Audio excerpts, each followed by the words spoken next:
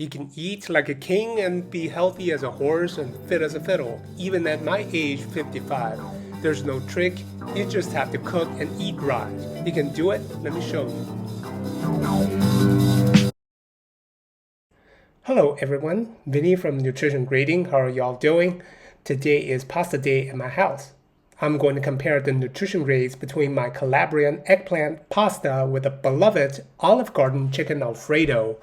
Both come with some side dishes. Do you have a prediction on how these two are going to grade out? Let's go. The ingredients for eggplant pasta.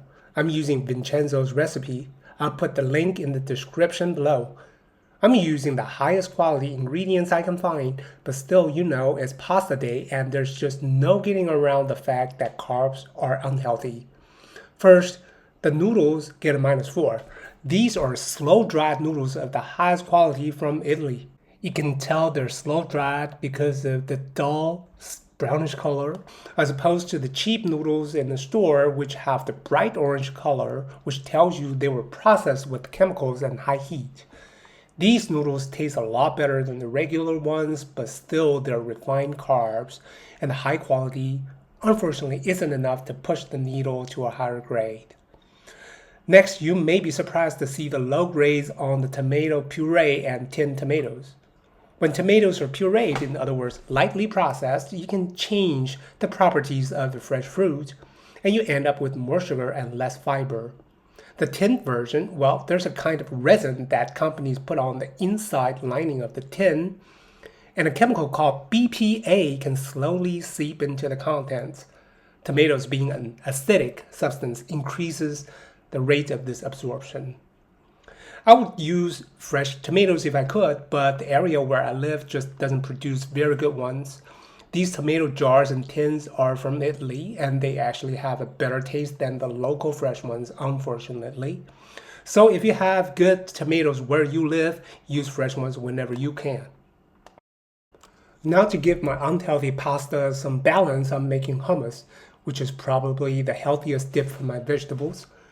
Tahini, in case you didn't know, is a sesame paste commonly used in the Mediterranean, kind of like peanut butter in texture and nutritionally comparable.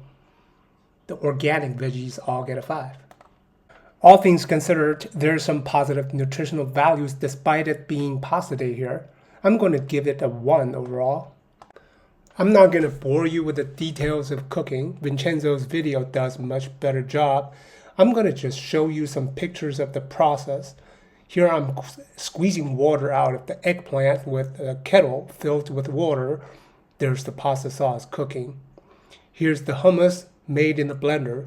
It's real simple. If you want the recipe, there's a link in the description below. Now cook the pasta, mix it with the sauce, and that's it. Now look at this pasta. You probably can't tell just how good this is by looking at it, but I can guarantee you if you ever took one bite of this, you'd never want to go back to Olive Garden. There's no going back. And the hummus and veggies are just really great size in the summer. Now let's see how Olive Garden's chicken Alfredo does. This is a copycat recipe I randomly found on the internet. The recipe looks about right. Restaurants in general use the lowest quality, cheapest ingredients. Chicken is low quality and frozen. Parmesan is processed, pre-grated, and comes in huge industrial-sized bags. Here it says olive oil, but I can guarantee you that's not what Olive Garden uses. If there would be any olive oil involved, and that's a big if, it would be a blend that's mostly processed oil, which would be a dead -5. All the noodles, butter, even milk would be the lowest quality possible involving chemical processing. I'm not being mean to Olive Garden. I've worked in several restaurants and I just know what they do to cut costs. The salad isn't much better. All the veggies are industrially prepared, not fresh, heavy on pesticides. But the worst part is the croutons and salad dressing, both heavily processed, involving, you've guessed it, vegetable oil. The breadsticks, I cannot find a published ingredients list from Olive Garden, which should already sound off the alarm, but I know they don't make the dough on site. They come in a big bag from a factory and therefore it's very safe to assume they contain the same 20 chemicals as any factory-made bread, thereby a -5. So there you have it. Homemade pasta dish tastes a lot better than Olive Garden, a lot more nutritious, a lot cheaper, and actually takes less time. You have to drive to the restaurant, wait outside to get seated, wait to order, wait to get served, just to get noodles in a microwave sauce. 45 minutes, I think is pretty fair to say. But I'm not here to trash Olive Garden. I have nothing against them. I wish them the best. I wish they'd make $1 billion this year. But they're a restaurant and it is what it is. But that's not what I'm here to talk to you about. I'm here to talk about your diet. Why am I showing you a pasta dish I made when my channel is supposed to be about healthy living? Let me explain. When it comes to diet, you mostly see two extremes. There's most people who eat all kinds of junk, and then there's people who are on a very restrictive diet. Some examples of a restrictive diet include keto, intermittent fasting, paleo, carnivore, and so on. My question is there maybe a sweet spot somewhere in between these two? I believe the answer is yes, and I believe I found it. That sweet spot is, as I showed you in my meal plan. Yes, I eat carbs 5 times a week. Would it be better if I had none? Of course. But 5 times a week, I think I'm already better than 90% of people. Now consider the rest of this diet. High quality, balanced, great diversity, moderate, and as natural as you can get. This diet is better than 99% of people. And if your diet is better than 99% of people, your health would be in the top 1 percentile. And hey, very few people would complain about that placement. Am I saying restrictive diets are useless? Of course not. If you can stay on it long term, more power to you. It's just that I know a lot of people who do the diet roller coaster, get on a diet, lose weight to fall off a diet, gain the weight right back, then it's really not worth starting it to begin with. If you're not ready for the restrictive diets, and most people aren't, then you're setting yourself up for failure and then entirely give up. I'm offering this channel as a starting point.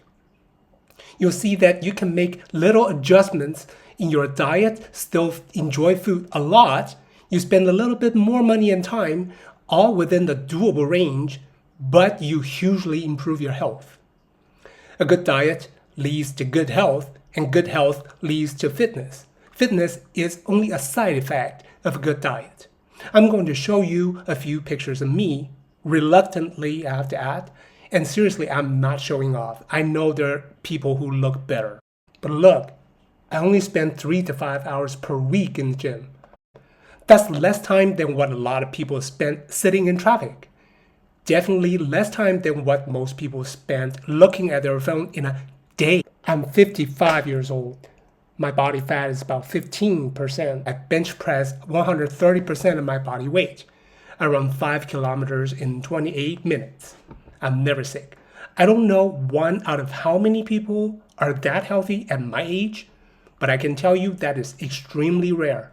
And I'm not even trying that hard. 95% of my health comes from my diet, and I'm not even on a very restrictive one. I eat pizza and pasta and ribs, well, sparingly. You can do it. I'm making a lot of videos to show you how. So what was your personal journey with food like? Let me know in the comments. Like and subscribe, tell a friend, all that good stuff. This is Vinny from Nutrition Grading, and I'll see you again soon.